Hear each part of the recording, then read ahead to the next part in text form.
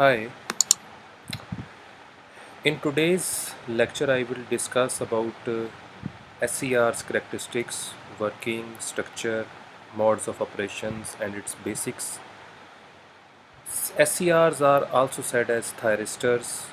and it is an abbreviation of silicon controlled rectifiers.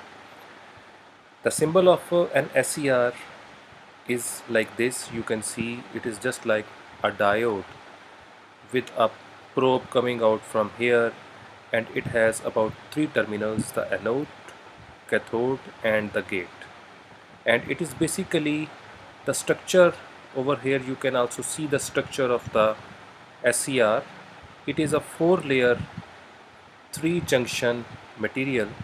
and you can see over here this is the first layer P1, N1 is the second layer, P2 is the third layer and N2 is the fourth layer, and there are three junctions which are represented by J1, J2 and J3, and these are the same terminals as elaborated over here: the anode, cathode and the gate. So how SCR works? There are three modes of operation. First one is the forward blocking mode, in which the thyristor or SCR is in a forward biased by connecting anode with the positive terminal of the battery and cathode with the negative terminal of the battery, and in that case this junction J1 and J3 will be in forward biased while the J2 junction will be in at the reverse bias position, and there will be small amount of current which will be passing from anode to cathode due to reverse biased situation of the J2 junction, and this is being said as forward blocking mode. The second mode is the forward conduction mode, which means that when we increase the forward biased voltage of the battery with positive terminal connected to anode and negative terminal connected to cathode, and if we increase the voltage of the battery, then there will be a situation which will come in future in which this junction, which is in reversed bias situation, will uh, break down, and then a current will be moving from anode to cathode, and that current will be greater than the small amount of leakage current which was happening in the forward blocking mode. So this is the forward conduction mode, in which the J2 junction is broken, and then current flows and increases, the magnitude of current increases and it flows from anode to cathode, and it is the anode current. The third mode is the reverse blocking mode, in which the anode is connected to the negative terminal and cathode to the positive terminal of the battery. Then very small amount of current flows from anode to cathode. So these are the these were the three modes of operation. Now we can also revise that for our SCR, what is the situation in the forward bias position when we connect the anode with the positive terminal of the battery and cathode to the negative terminal of the battery. So in that case we have the J1 and J3 junction are in forward bias position while the J2 junction is in reverse bias position. And for the reverse bias case, when the anode is connected to the negative terminal of the battery and cathode to the positive terminal of the battery, in that case the J1 and J3 junctions will be in the reverse biased while the J2 junction will be in the forward bias position. Now as we have discussed the symbol, structure, modes of operation of an SCR and its situation in the forward and the reversed bias, now is the time to do the discussion on the characteristics of the SCR, the static characteristics. Over here you can see this is the IV characteristics, and this is the forward voltage, forward current, reverse voltage, reverse current. You can see over here in the first quadrant we have when the thyristor or SCR is in the forward bias position, then with the increase in voltage there is a small amount of increase in the current happens, as you can see over here, and when the voltage is increased up to this level, then it will be a kind of forward breakdown voltage or forward breakover voltage. When we increase the voltage after that, there will be a kind of increase in the current, but the decrease in the voltage happens, and then there is a time when this time arrives, then it will be a kind of exponential increase in the current. So this is the operation of the SCR in the forward bias, and I will tell you over here about the importance of this thing. As you can see over here that this is a gate which is connected over there. If we apply a current at the gate, then it reduces the forward breakover voltage. If we, because as you can see over here we have not applied any gate current, then Ig1 can be considered as 0, and it is with the increase in voltage the normal forward breakover voltage is this, and there is with applied Ig1 is equal to 0. When we have applied Ig2 which is greater than Ig1, which is some current at the gate terminal of the SCR, then the forward breakover voltage is reduced to a smaller voltage. With further increase in current at the gate terminal, the forward breakover voltage further increases, and the gate is a kind of uh, very important connection in the SCR, with the help of which if we apply a current at the gate terminal, this one, then it reduces the forward breakover voltage of the SCR, and the SCR do the conduction of anode current from anode to cathode earlier. Then over here, when the SCR is in the reversed biased, and we have the J1 and J3 junction in the reversed bias while the J2 junction in the forward bias, then if there is a negative increase in the voltage, if happens, then up to this level of voltage there is a situation when the J1 and J3 junctions which were in the reversed bias breaks down, and then there is a large amount of current which flows through the SCR. So this is the operation of the SCR, which are reflected in the first and third quadrant, and you can see over here how it operates in the forward bias position and in the reverse bias position. And from this point till here it is being said as forward blocking mode, and from this point till here all it is said as forward conduction mode. And this is the demonstration of the forward breakover voltage and the currents over here. So this is a summary of the previously told story about the SCR, that it is a 4-layer and 3-junction device and very useful in power electronics, and has 3 terminals which are anode, cathode and gate. Now we have came across about discussion on SCR in different perspectives. Now is the time to see how is the switching characteristics of SCR, and these are also being said as dynamic characteristic, that how an SCR switching happens with reference to time, and we can see over here. So for that characteristic you have to think about this, that when the SCR is turned on, then what are the different times which are occurring over here with reference to certain situations in the SCR, and what are the times which are relating to turn off characteristics in the SCR. So these are the turn on characteristics and these are the turn off characteristics. So the turn on characteristics involve the delay time, rise time, settling time, and turn off characteristics involve the reverse recovery time and the gate recovery time. And we can see their definitions with the help of the following graphs. And on the right hand side we have the thyristor, which is P and PN, and with anode connected to the positive and cathode connected to the negative terminal of the battery, and the gate is also connected to the positive and negative terminal of this DC voltage, which is VG, and VA is connected to the anode and cathode terminals of the thyristor. So when we increase the gate voltage, which is this one, then it increases like this, and then it stabilizes like this, and this is x-axis is the time in all the scenarios where we have the gate current, we have the anode current, and we have the anode voltage, while the y terminal are gate voltage, gate current, anode current and anode voltage. So when Vg increases, it is stabilizes like this. What happens to Ig? you can see over here Ig increase like that, and from this point to this point, from the time when it reaches the 90% magnitude to the 100% of its magnitude, that time taken by the gate current to increase from 90% to 100% of its maximum value is being said as the delay time. And after that, it's when it reaches its maximum amplitude, it stabilizes.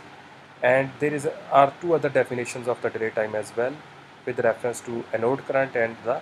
anode voltage. You can see that initially the anode current is at this level, and when it reaches 10% of its magnitude and increases from 0 over here, this is not 10%, over here it is some smaller percentage, and when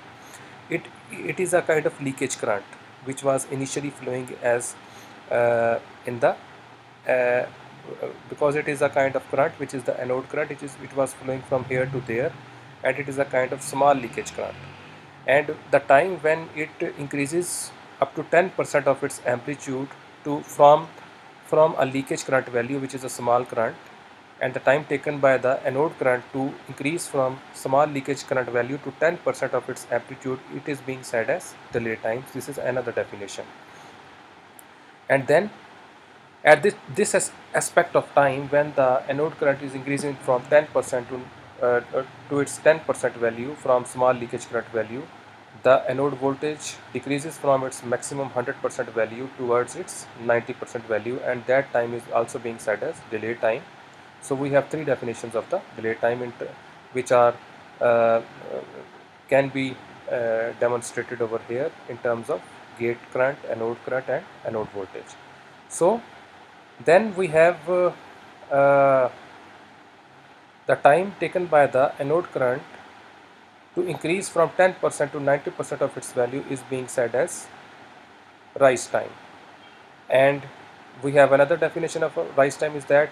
when the anode current was increasing from 10% to 90% of its value, the anode voltage was decreasing from 90% to 10% of its value, and this is the time which is the rise time. This is another definition of the rise time. So uh, it is the turn on characteristics I am discussing, and afterwards over here I will discuss the turn off characteristics. And for this turn on characteristics, we have done what? We have connected the positive terminal of the anode to the anode. We have connected to the anode the positive terminal of the battery, and to the cathode the negative terminal of the battery. So, and one time is left which is in the turn on characteristics, and this is the separate time, and this separate time is the time taken by the anode current to increase from 90% to 100% of its value, and it is the same time which is taken by the anode voltage to decrease from 10% to us just above a forward breakover voltage, which is a small level of voltage which is needed by the SCR to keep it in the turn on state. So the time taken by the anode voltage to decrease from 10% to a very small voltage which is just a greater than a forward breakover voltage, and it is necessary to keep the SCR in the on state, it is also being said as separate time. And over here the SCR is on, and when the SCR is in reversed biased, and it is required to on or to off the SCR, then there is a kind of decrease in the anode current happens, and over here it reaches its zero value, and then some negative current is flowing through it, because there are some charge carriers which are present in the J1 and J3 junctions. Because when the SCR was in the forward bias, there were some charge carriers which are being stored over here, and once the SCR, when we were required to turn off the SCR, and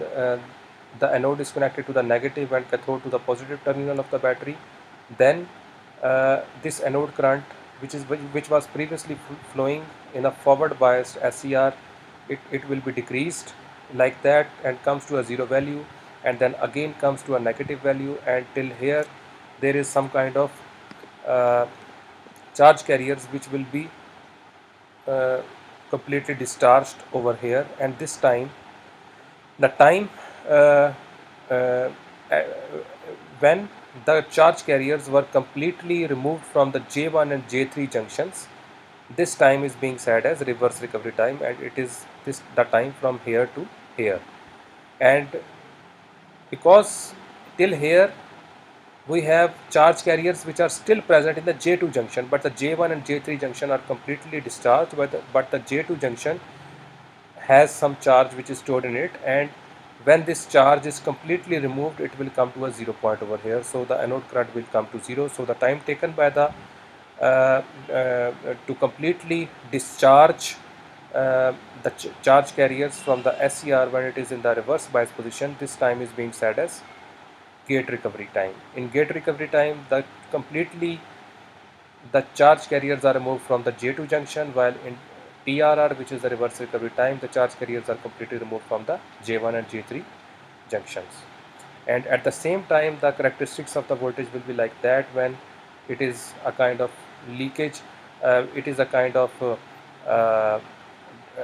J1 and J3 junction were discharging. At this point, there is a spike of in the anode voltage which happens, and it happens like that. It goes to a zero value and goes to a negative value, and like that when the completely completely discharging of the J1, J2 and J3 junctions happen, it comes to a zero value over here. So this is the dynamic and the switching characteristics of SCR, and which tells us about that when how the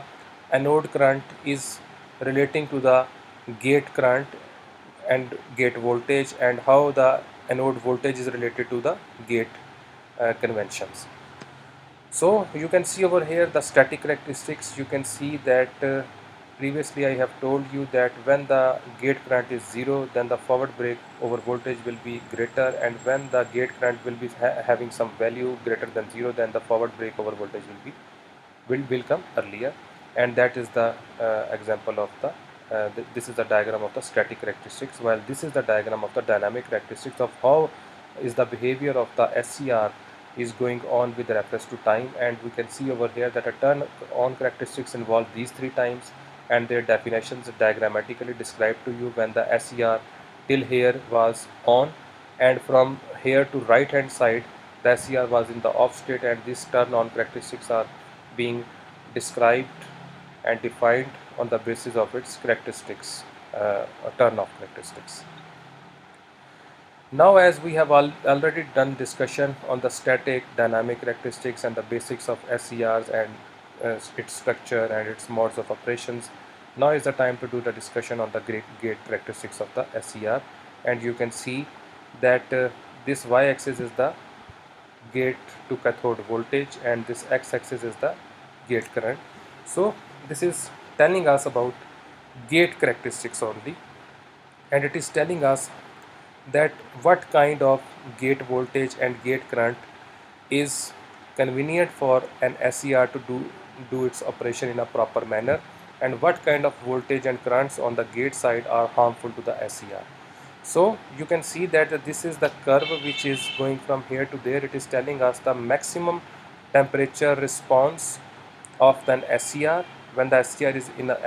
operating at a maximum temperature, and when the surrounding temperature of the SCR or its internal temperature is minimum, then this characteristic will be describing the operation of the SCR. So SCR, when we join this line to this curve with this point, this is the maximum gate current and this is the maximum gate voltage. If we give a greater voltage at in the SCR greater than Vg max, then it will not operate in the proper way. And same is the case over here. If we give greater current over here greater than the Ig max, then the SCR will not do a proper operation. So for doing the proper operation, SCR has to be operated within this zone, and this zone is the kind of saturation zone for the SCR, and this zone is a kind of cutoff zone, and the SCR has to be operated between this point and this point. And this is the load line when a load is connected to the gate terminal, and that load will be deciding the Q points of the SCR. And according to the load which is attached to the gate terminal, these Q points uh, will come into play, and these Q points can be achieved by driving the current or the voltage of the SCR. So this is the minimum IG min, which is the minimum gate current which is needed for the SCR to be in the turns or of on state. If there is a current in the gate terminal which is smaller than IG min, then the SCR will turn off, and same is the case over here. When we have a voltage which is smaller than the VG min applied to the SCR, then the SCR will turn off, and it has to be turned on when there is a current and the voltage which is greater than these two values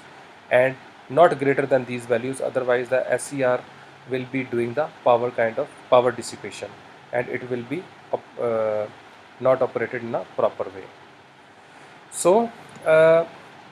we can see over here a circuit which is a thyristor, which is an SCR. This is anode, this is cathode, and this is the gate to cathode voltage, and this is the gate current which is flowing over here. We have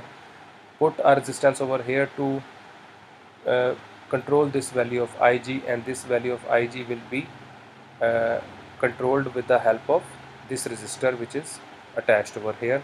and this RP value, RP resistance is put in order to avoid any leakage current from the cathode to anode during the operation of the SCR. And we have VGK voltage which is over here. We can put VGK voltage according to our Q points over here, and we have to control the current in the gate according to our load which is connected over here, and it has to be uh, with reference to the Q point. So this is basically the biasing of the gate, and we have to provide the biasing in a proper way to control our Q point and the region of operation of the SCR, because this is the cutoff region of the SCR where it will not be on, and this is the harmful situation for the SCR where it will be doing power dissipation, and this is the active region. This is the cutoff region, this is the active region, and this is the saturation region. Thank you very much.